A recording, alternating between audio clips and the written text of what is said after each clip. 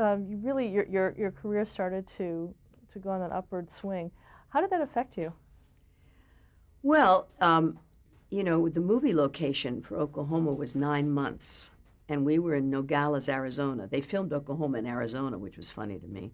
But the reason being is that Oklahoma was too built up for that time, early 1900s, late 1800s. And so they chose Nogales, which was on the border of Mexico. And we were there 9 months, and we worked, this is before the unions came in and said, you can't work actors, all day. We worked 15-hour days, 7 days a week. And that was tough work. That was rough. We had worked through the weather and so forth and so on.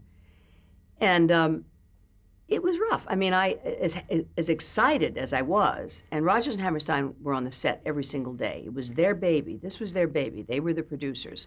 They didn't give it to a studio.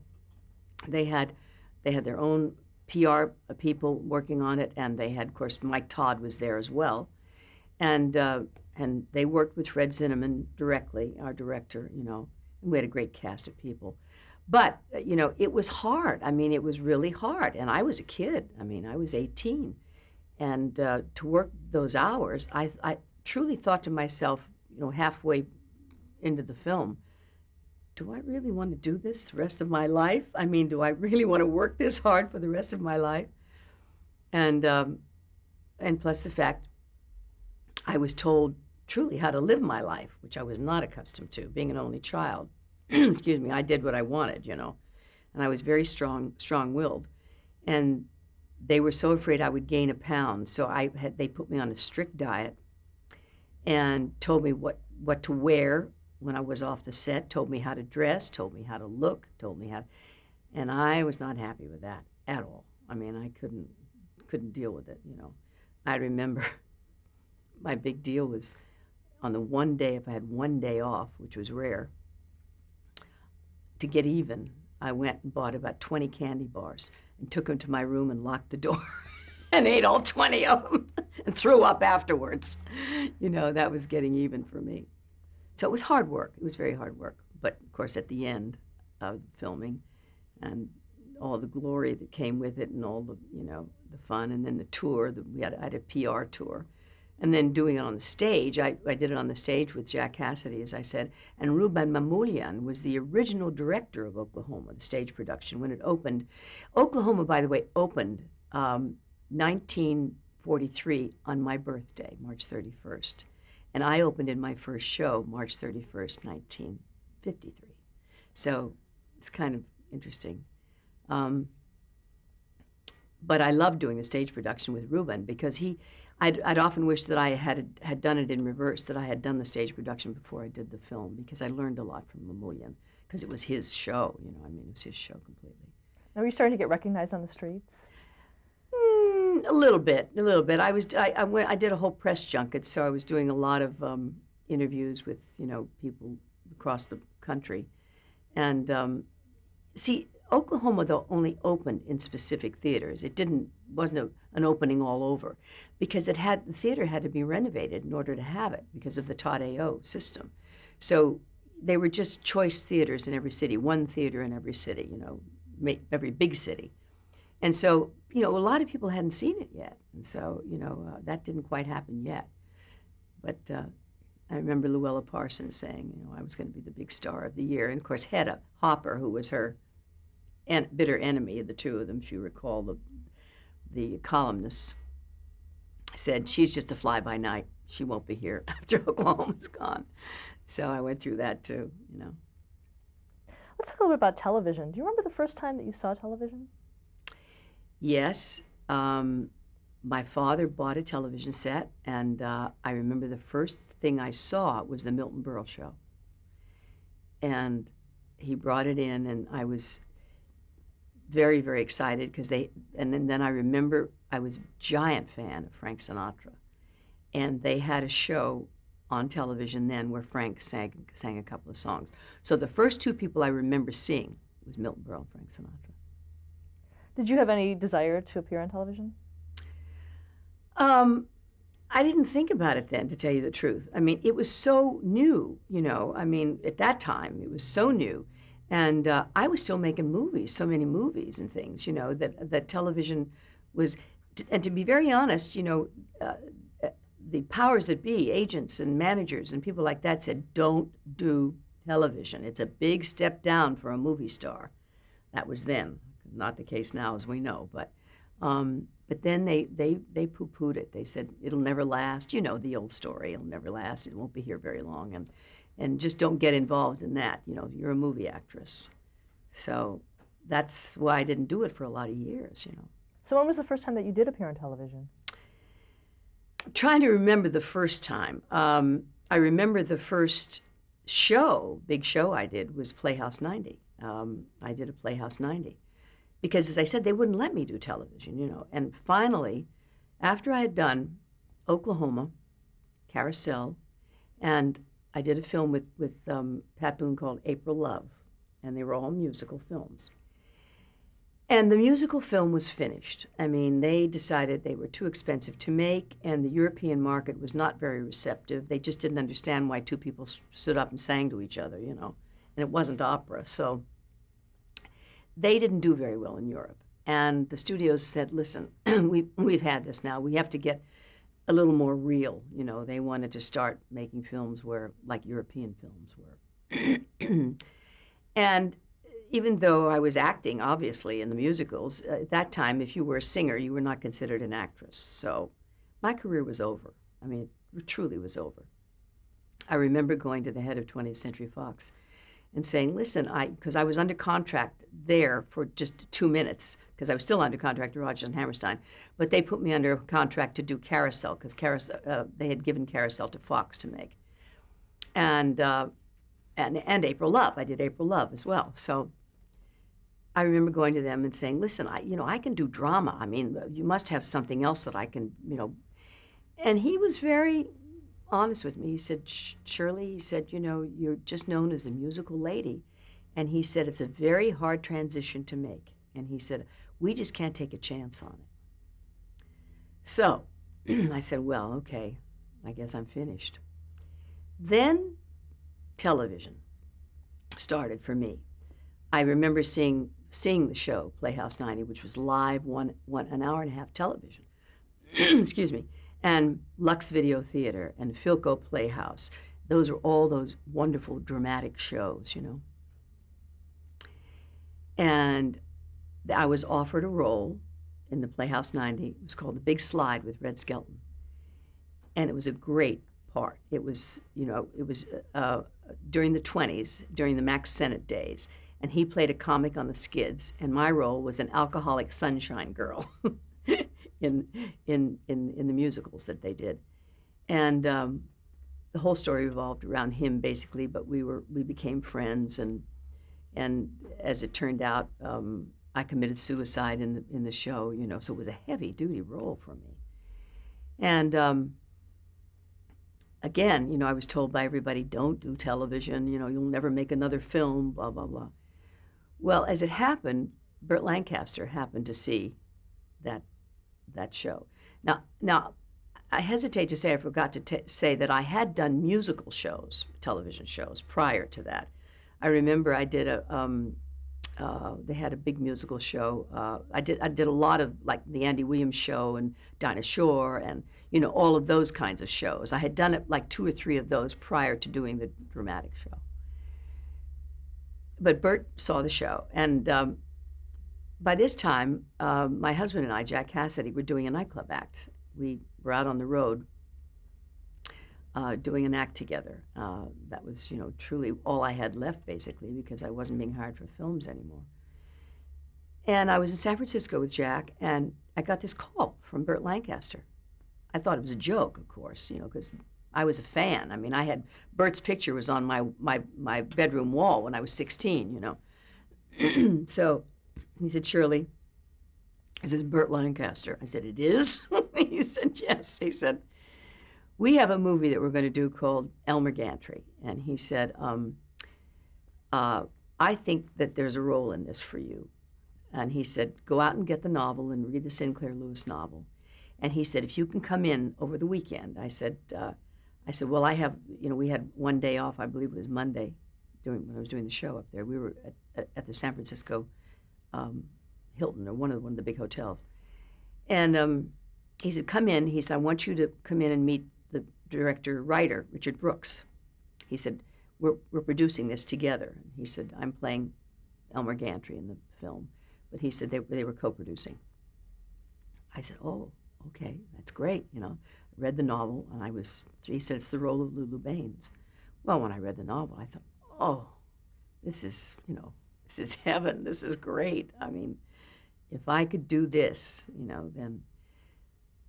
Anyway, I went in, I met with Richard Brooks, and immediately I got the feeling that Mr. Brooks was not happy about me. I mean, he was nice, but he didn't, I was not his person. I mean, and that showed. I mean, Richard, couldn't hide anything anyway. So he had a policy that none of the actors could read his entire script. You could only read your part. He was paranoid about people stealing his material, So he gave me my little part, and he didn't even ask me to read for him, nor did he ask me to screen test or anything. He said, take this, your part, go into another room, read it, and come back, and I want to hear what you have to say about it. So I did, came back, and I said, oh, Mr. Brooks, I said, it's incredible writing, incredible script, what little I read, because my role was small. I said, I'll do this for nothing. I said, this is an incredible part. And I said, I would love to work with you, because I admired him as a director. I knew his work. Well, that was about it, and I left the office, and I came to find out later that Mr. Brooks did not want me for the part. He wanted Piper Laurie to play the role. And Bert prevailed. Bert was co-producing, and I guess he said he had shown him, I believe, some of the film that I did with Red Skelton, the television film. And he said he prevailed, and so I got the role, which was very exciting. And the interesting thing is, I didn't have to come to work till months later, because they, as I said, the role was small, and they shot it basically in sequence. And but Bert was very interesting. I mean, you talk about mentors and people who really believe in you, and he again was one of them for me. He would invite me to lunch, and we would talk about the part. He'd tell me about what had happened that day, and then a few days I would go in and watch them shoot, and several big scenes that he wanted me to be a part of, even though I wasn't shooting, didn't come into the film too much later. Then came my first day of shooting the film, and it just happened to be the biggest scene I have in the film, which, if you recall the film, it was a scene in the House of Prostitution where I'm talking about Elmer Gantry, and have the famous line, in the film, that was banned by Boston and all the churches, but nevertheless we made it. And that was the most difficult scene I had in the film. Well, Richard Brooks sat there with his legs crossed, smoking his pipe, didn't give me one direction, nothing. Never said word one. And I had watched him work. I mean, he directed. He was a director, and it was his words, it was his writing, which was great. He said nothing, and I didn't understand it. I did it, and I did the best I could without direction. Went home that night in tears and said to my husband, he's going to fire me. He hates me. I mean, this is ridiculous. He doesn't want me, so he's just going to make sure I don't last. Well, I didn't have to work the next day. It was, and the next day, that evening, after they had finished seeing the day's work that I had done, Richard Brooks called me, and he said, Shirley, this is Richard. I said, yes, and I thought, here it comes. I'm out of the movie, And he said, I just saw your work from yesterday, and he said, not only are you going to be great in this movie, but I predict you're going to win an Academy Award. Well, that was that, and from then on, we were best friends. I mean, it was great. I went on to do another film for Richard Brooks called The Happy Ending with Gene Simmons. And he was great. He was an incredible director for me. He was also right. Talk about winning that Academy Yes, Award. exactly right, exactly right. Yeah, it was a very exciting time. Um, Strangely enough, after Gantry, uh, um, I went into to do another musical called The Music Man, which was 1960. And while I was doing The Music Man was when they had the Academy Awards. That's when I picked up the Academy Award for Elmer Gantry while I was filming The Music Man. And I was pregnant, by the way. I was pregnant all through The Music Man with Patrick. And I was really the dark horse that year, though. I mean, it was Janet Leigh for Psycho, and it was Mary Ure for, I believe, Sons and Lovers. It was Shirley Knight for Dark at the Top of the Stairs, and I believe Glynis Johns. So, and everybody predicted Janet Leigh because she'd won, I think, a Golden Globe. She'd won the other awards, which they, were certain that she was going to be. So I didn't think I had a chance, truly. I mean, I was excited about the nomination. I mean, that in itself was thrilling for me. My first big dramatic film, and I got an Oscar nomination. So that was exciting. And I was sitting there. I remember being in the car with my husband, Jack, at the time, and he said, aren't you going to write a speech? And I said, well, I'm not going to get it. I mean, I'm not going to, I won't even need the speech, He said, well, jot something down, anything, So I did in the cab, in the car, whatever it was. And he gave me some things to say. Jack was a good writer, too. So, and of course, I won. I mean, it was thrilling. I remember I had that big dress. I don't know what possessed me. I had I was wearing a ball gown, to the Academy Awards, and I had to pick it up and carry it down the aisle, And I remember, but my husband Marty now really laughs every time we have the little clip of that, me winning the award, the film clip, and he laughs every time he sees it because he said, everybody in the whole world says, this is the happiest moment of my life. And he said, what you said was, this is the happiest moment of my career.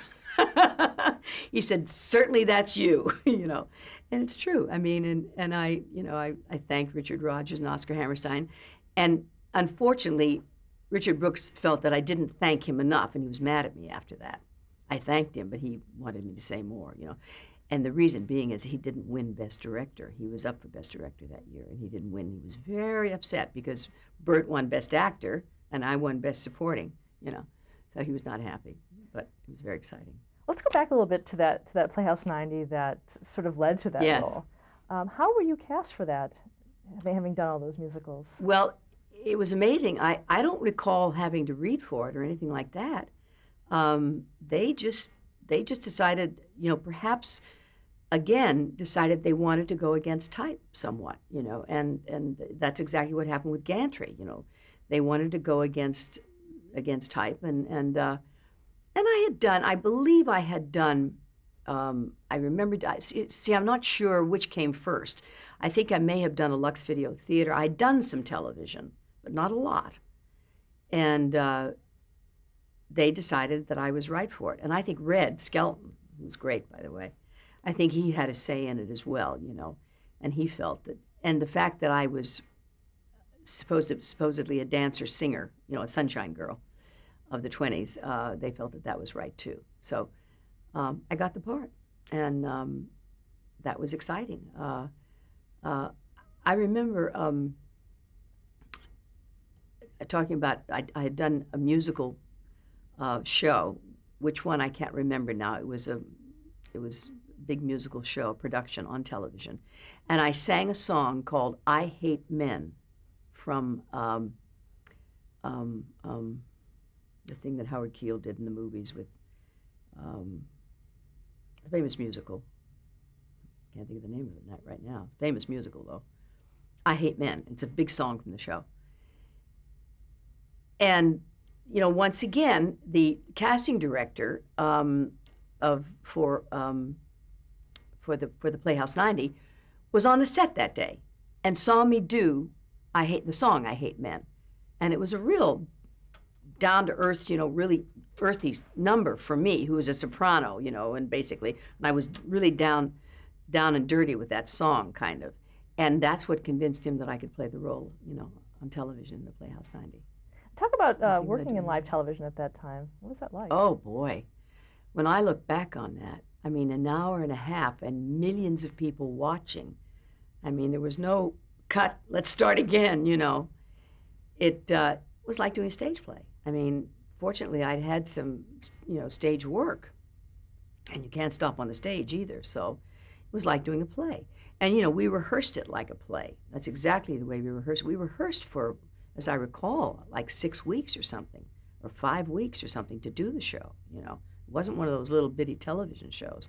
You rehearsed it like a play. And we had a great director, too, a wonderful director. He did a lot of the Playhouse 90s and a lot of television. Ralph Nelson. I remember the name, Ralph Nelson. He was wonderful. And so I was very lucky because I really had a lot of good directors in my career, really good people, a lot of help. And working with Red was just hysterical. I mean, I just loved him. He was so funny and so much fun, I mean, and of course off the set, his humor on camera was always very kind of, straight and funny and all that. And off the set, he was as blue as blue as blue could be. It was hysterical. I mean, it was day and night, off the set. But he was great. He was just great. We had a good time together. I loved working with him. Were there a lot of mishaps, things like that would happen on live television? Strangely enough, no. See, we rehearsed it so completely that I remember seeing when I saw the show. I saw a microphone in the shot, one of the shots. I saw something off the set that was in the shot. So there were those kinds of things, but we had no mishaps as far as the acting was concerned. It was great. A few other appearances that you did. You mentioned the Lux Video Theater, which was Dark Victory. Dark Victory with Jack Cassidy, my husband, yes, and that was thrilling too to play that Betty Davis role. That was very exciting for me to play that. So it was great. That was a good memory. You also did you did musical appearances as well, so, like on the Ed Sullivan Show. Yes, I did the Sullivan Show, and I did the Sullivan Show I think 3 times. Once or twice alone, then once with Jack, because we were doing our nightclub act, and we went out and did a song together. I think it was I Have Dreamed from King and I. And yeah, I did a lot of, I see, I'm not sure time frame now, but I did a lot of television then, a lot of television. I mean, I did every major talk show, every major variety show. I did, as I said, Dinah Shore, Andy Williams, Frank Sinatra. He had a show for 2 minutes, television variety show. I did his show. I did Carol Burnett twice, Dinah Shore at least 3 times. All of them. I mean, every major, television variety show I did. So. Did you have to do anything different in terms of singing on television? No, nothing. Nothing. I sang on the Academy Awards 3 times. Did the nominated songs, one of the nominated songs, 3 times. No, it was pretty much the same, And this is before they had the head mics and all that kind of stuff. This was so. What about the makeup? Was the makeup different than it is now? Yeah, I think it was heavier than it is now. It was all Max Factor and Pancake and all that kind of stuff. It was heavy-duty makeup. They do it much lighter now and much simpler than then. I'll talk about a few more of the films that you worked on, including The Courtship of Eddie's Father. Yes. After I won the Academy Award, then my film career literally resumed. I mean, and of course I was pregnant when I picked up the Academy Award, and I couldn't take advantage of some of the wonderful offers that were offered me. As everybody said, boy, you pick a time to get pregnant. I said, yeah, I guess so. But I couldn't, take some of the offers that were offered to me. Then I started to get offers to play a comedy, to do wonderful comedic things. I mean, light stuff, which I had not done. Once again, this was a new sort of thing for me. And I did Courtship of Eddie's Father with Glenn Ford and Little Ronnie Howard. I'd done 2 films now with Ronnie Howard. Music Man, he was in, of course, and then Courtship. And that was exciting. I mean, working with Glenn was great. I just saw him recently, and he's still doing really well. I did a film called A Ticklish Affair with Gig Young, Carolyn Jones, and Red Buttons. Um, I did a couple of westerns, one directed by John Ford called Two Rode Together with Jimmy Stewart and Richard Widmark.